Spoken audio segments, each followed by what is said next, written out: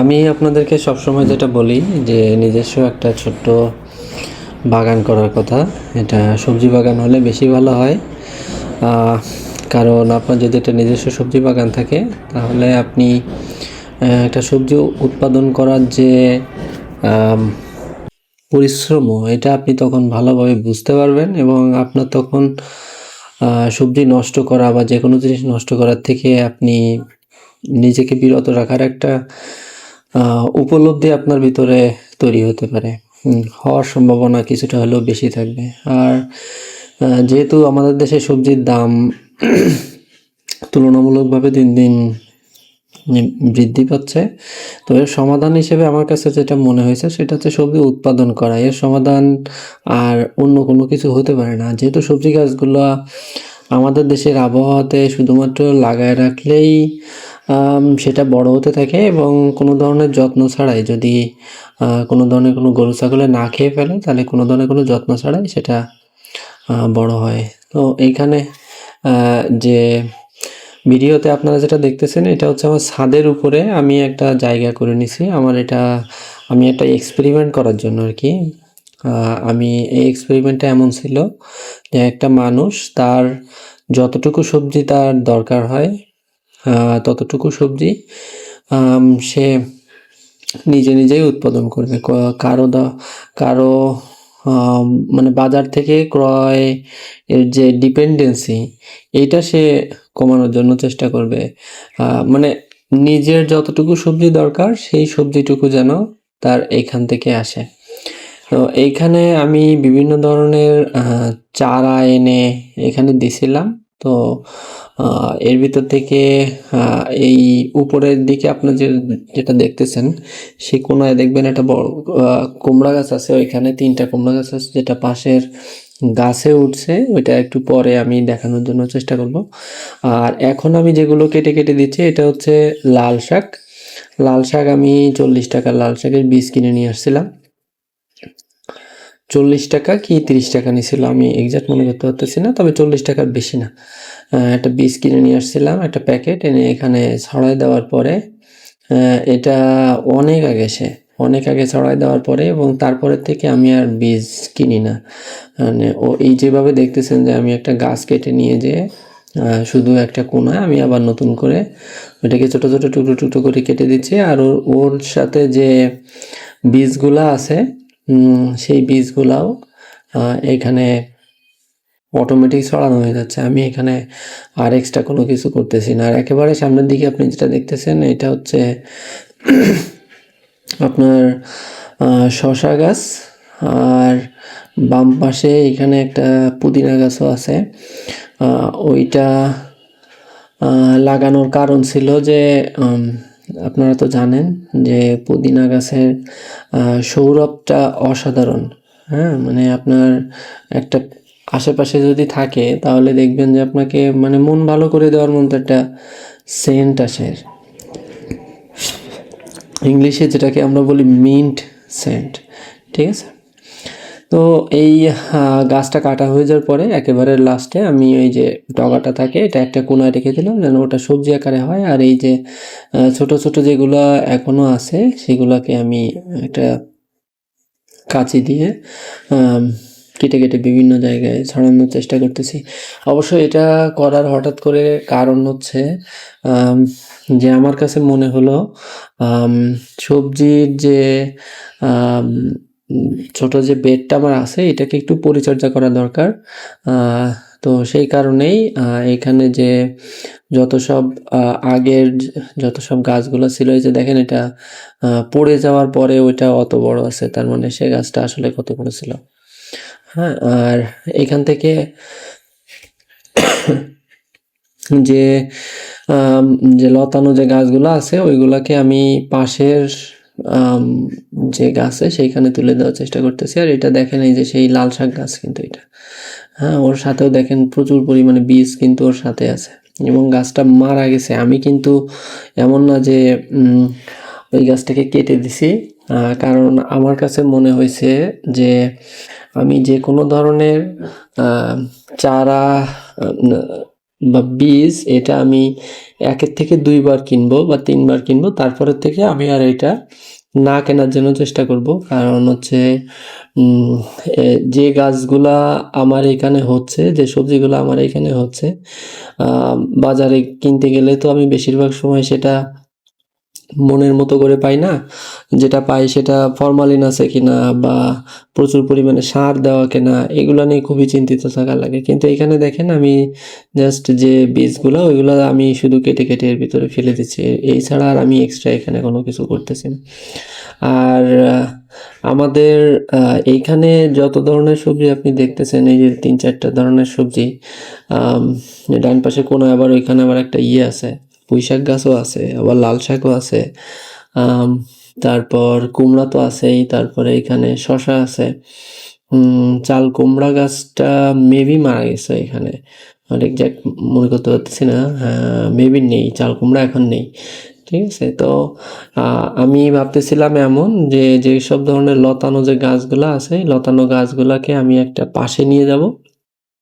আর এই ধরনের এই যে লাল শাক বা অন্য যে সাদা শাক বা ঢেঁড়স যেগুলো লাগানোর জন্য প্ল্যান করতেছি, ওইগুলাকে আমি আমার বেডের অন্য একটা সাইডে আমি লাগাবো আর কি। তো এই জন্য হচ্ছে যে যত অন্যান্য যে গাছগুলোকে আলাদা আলাদা করে করার জন্য এই যে দেখেন, এই যে লাল শাকটা আমি কেটে ফেলে দিচ্ছি। তার কারণ হচ্ছে এখানে আপাতত আমি ওই লাল শাকগুলোকে বেডের এই পাশের সাইডের দিকে এনে লাগানোর জন্য প্ল্যান করতেছি। তো কেন আসলে এইভাবে আপনি যদি 2 থেকে 3 বারের ভিতরে আপনার কাছে একটা বীজের একটা বড় কালেকশন হয়ে যাওয়ার কথা। কারণ উপরে আমি যেটা দেখতেছি যে উপরের দিকে এখানে তো ক্যামেরাটা ফিক্সড করে রাখা, আসলে এই কারণে আর আমি ভিডিও দিয়ে জাস্ট একটা ইনফরমেশন দেওয়ার চেষ্টা করতেছি। মেইনলি যে ভিডিওতে আমি আমার এই বেডটা দেখানো, এটা আলাদা জিনিস। এটা জাস্ট একটা উদাহরণ হিসেবে থাকলো যে আমি নিজেও ট্রাই করতেছি এবং এটা এভাবে কাজ করলে হয়।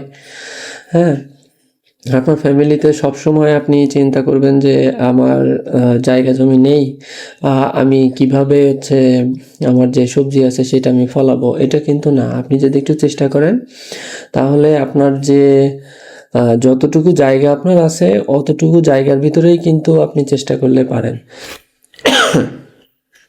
তো আমার কনসেপ্টটা ছিল এমন, বা এখনো আমি যে কনসেপ্টটা নিয়ে চেষ্টা করতেছি, যদি এর একটা সমাধানে আসা যায় তাহলে আমার মনে হয় যে অ্যাটলিস্ট সবজির যে চাহিদা এটা মিট করা সম্ভব।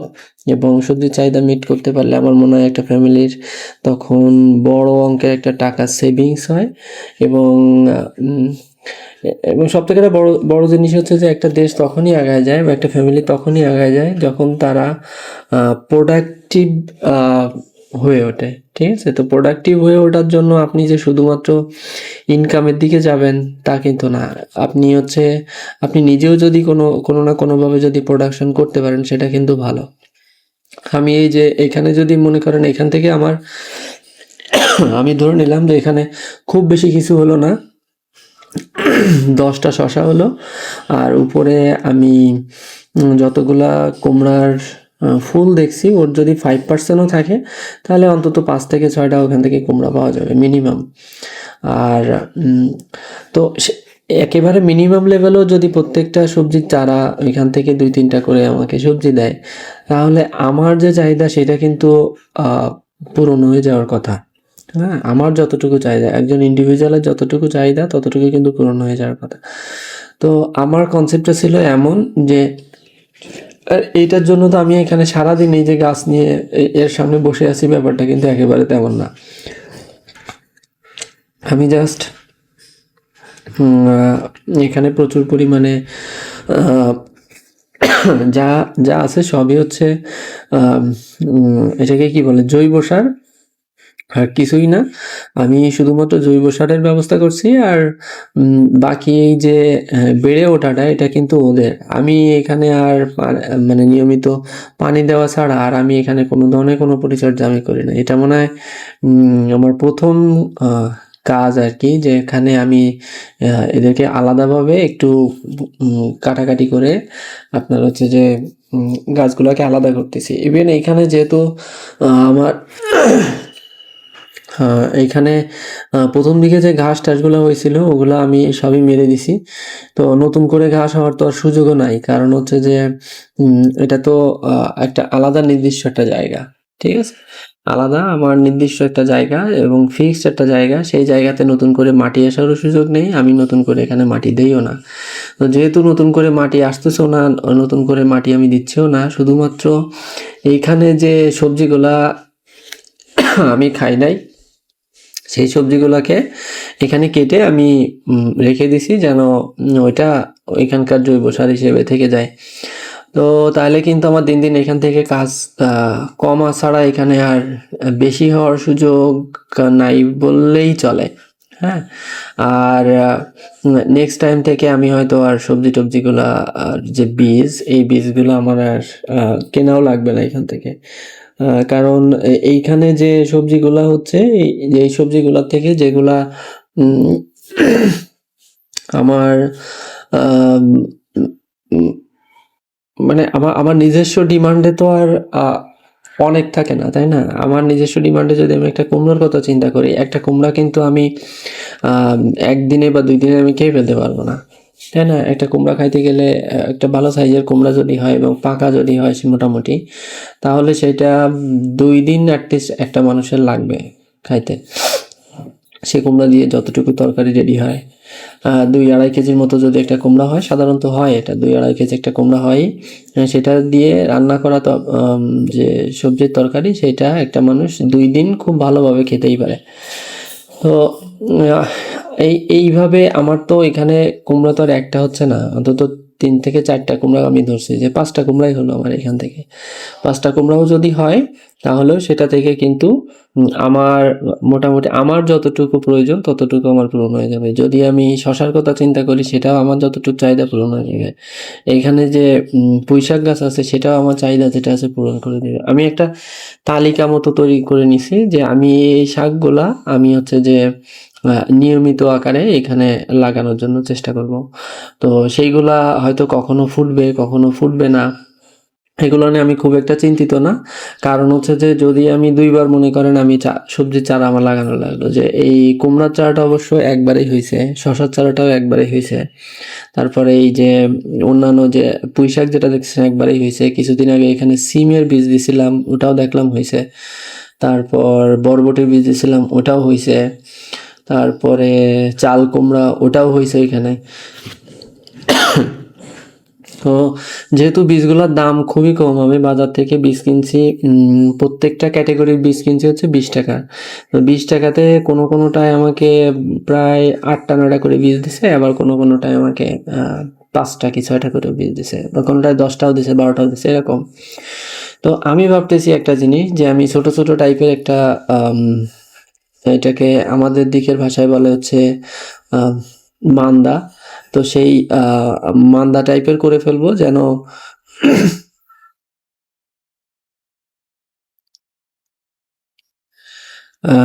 এই মান্দা টাইপের করার যে প্ল্যান, সেটার কারণ হচ্ছে যে আমি যদি একটা নির্দিষ্ট একটা জায়গা ঠিক করে নিই, এর আগে যেটা আমি করছি সেটা হচ্ছে সবগুলা বীজ আমি একসাথে ভিজায় রেখে জাস্ট ছড়াই দিয়ে রাখতাম। তো বা রাখছি মানে একেবারে কোনো ধরনের কোনো কেয়ার ছাড়া আপনি বলতে পারেন এই জিনিসগুলো এখানে বড় হচ্ছে। আর তো এবার চিন্তা করলাম যে এইবার যে বীজগুলা কিনবো আর কি, আবার হয়তো 5-6 ধরনের বীজ আমি কেনার প্ল্যান আছে। প্রত্যেকটা বীজই আবার সেই 20 টাকা করে কিনে নিয়ে আসবো। কিনে নিয়ে এসে ঠিক এইখানে আমি আবার লাগাই দিব। তো এবার আমি যেটা করতে চাচ্ছি সেটা হচ্ছে, যে বীজগুলা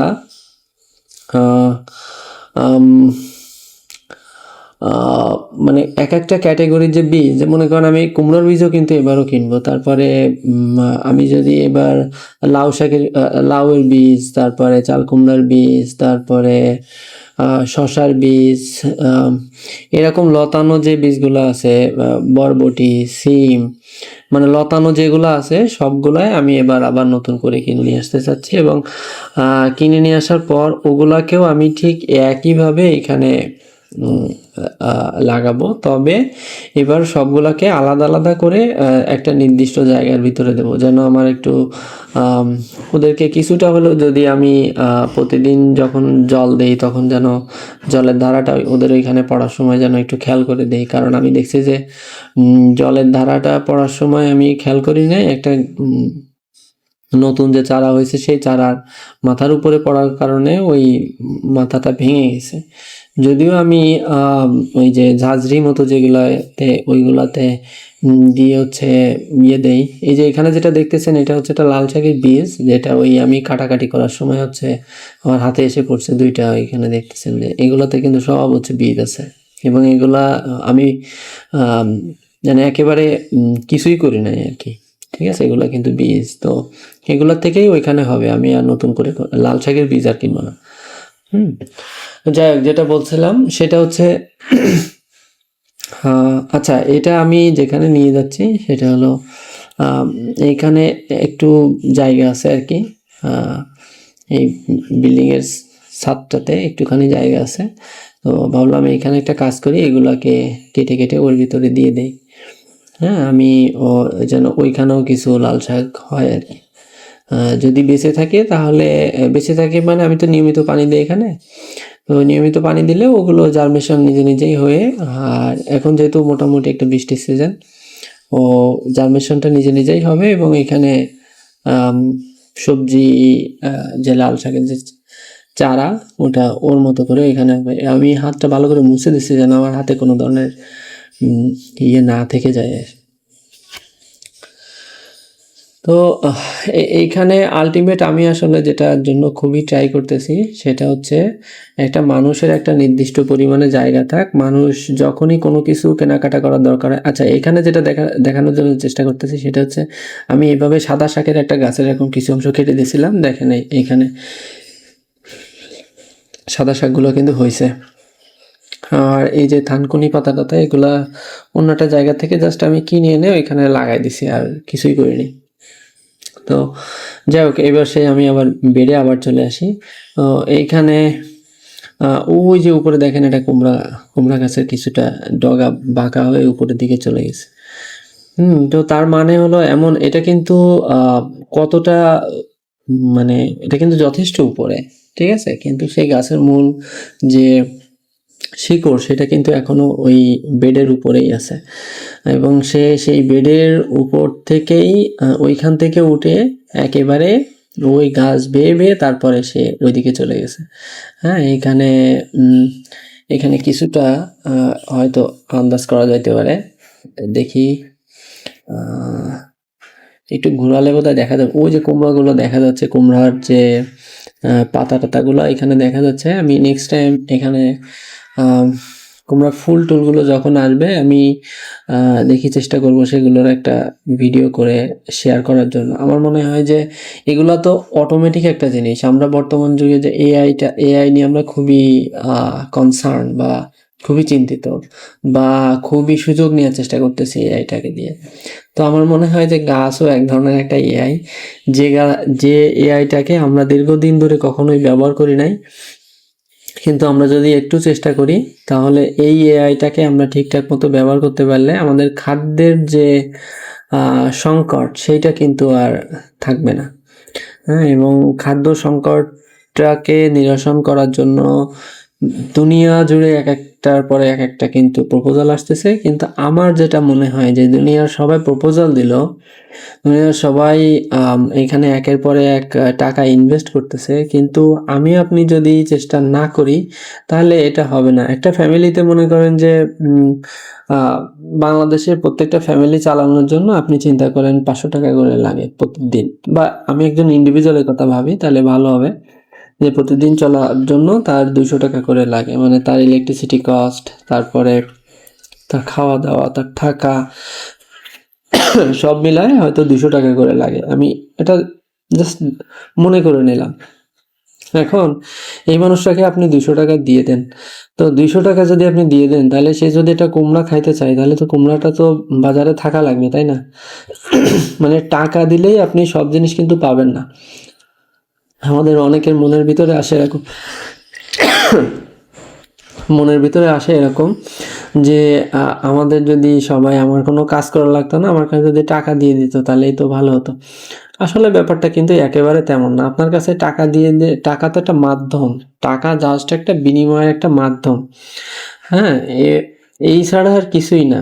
টাকা বাদে যদি অন্য কোনো কিছু একটা যদি হতো, তাহলে সেটা একটা জাস্ট বিনিময়ের মাধ্যম।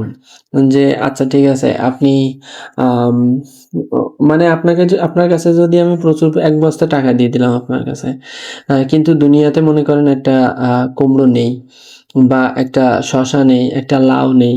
তাহলে আপনি এটা দিয়ে কি করবেন? তো আল্টিমেট কথা হচ্ছে যে প্রচুর পরিমাণে উৎপাদন করা। তো প্রচুর পরিমাণে উৎপাদন করলে একমাত্র এই সমস্যার সমাধানটা হবে। এখানে যে কুমড়ো গাছটা হয়েছে, এটা আবার পাশে আবার একটা ছোট্ট একটা ছাদ টাইপের আছে, সেইখানে ওঠার জন্য চেষ্টা করতেছে। কিন্তু আমি আসলে চেষ্টা করতেছি ও যেন ছাদে না ওঠে। ও আসলে এই যে পাশে যে গাছ, এই গাছটাতেই উঠুক, ও এখানেই থাক। ও কিন্তু উপরের থেকে চলে আসছে, নিচের দিকে চলে গেছে আরকি।